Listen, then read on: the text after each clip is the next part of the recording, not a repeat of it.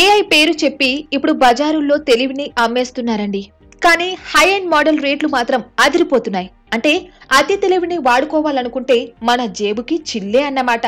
Basic AI వాడుకోవడానికి ఇబ్బంది లేదు, కానీ హై ఎండ్ ఏఐ మోడల్స్ కి యాక్సెస్ పొందాలంటే మాత్రం భారీ సబ్స్క్రిప్షన్స్ కట్టక తప్పడం లేదు. నిన్నటిదాకా చేతిలో ఉండే స్మార్ట్ ఫోన్ మాత్రమే మనకి నిత్యావసరం అనుకునే వాళ్ళం.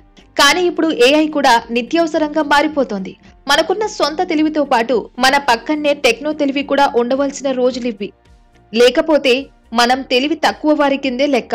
అవును మరి, స్మార్ట్ ఫోన్ తో పాటు మన పనుల్లోకి స్మార్ట్ బ్రెయిన్ కూడా ఎంటర్ అయిపోయింది. ఇప్పుడు ఏఐ టూల్స్ నెమ్మదిగా మనం పనిచేసే విధానాన్ని మార్చేస్తున్నాయి. అంతేకాదు, మనం ఆలోచించే తీరును కూడా అవి ప్రభావితం చేస్తున్నాయి. అసలు టెక్నాలజీ రూపంలో తెలివిని కొనుక్కునే రోజులు వస్తాయని గతంలో ఎవరూ ఊహించి ఉండరు. కానీ వచ్చాయి, సంతోషమే. అయితే ఈ కృత్రిమ తెలివి ఇప్పుడు రోజు రోజుకి కాస్ట్లీ అయిపోతుంది. అదే ప్రాబ్లం.